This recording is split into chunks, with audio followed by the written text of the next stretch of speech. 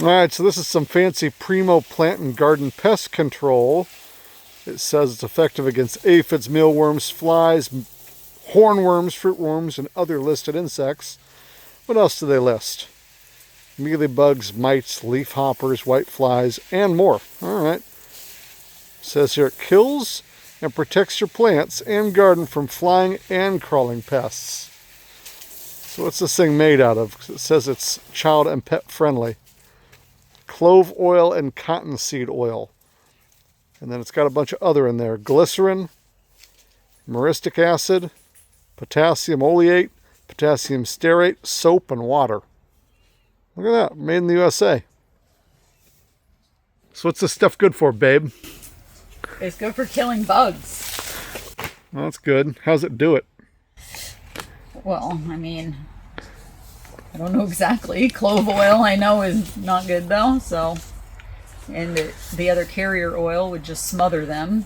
So that's the main mechanism of action. So it would be a good spray to have in your rotation of various sprays to help keep the pests down. Why do you need a rotation?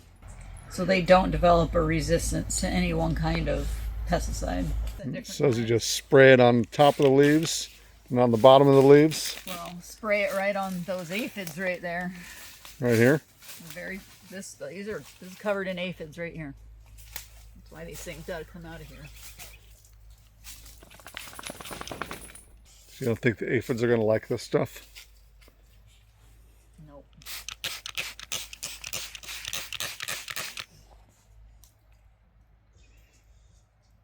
But if Mira licked a little bit of it, would she be okay? Yes. If you can see kind of like some white spots on there, on the underside of the leaves, those are probably spider mite eggs. I'm not sure, but it's probably... So that cottonseed oil, like, dry them out? Is that what happens? I think it'll more smother them. Huh. Then the soap kind of makes it stick? The soap helps spread it all out. Yeah, that's more for... I mean, soap's not good for bugs either, but it's for spreading out all the other stuff. And the clove oil, I'm sure, is fairly toxic to a spider mite or an aphid.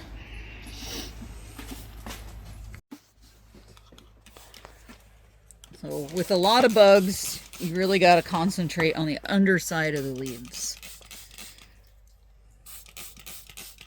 But really you want to get the whole thing. So I would go like that under the leaves, and then I would come from above and do the top.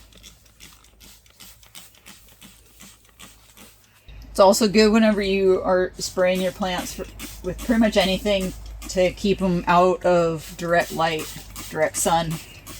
At least until they dry off. So it's about to be nighttime here, so it'll be fun.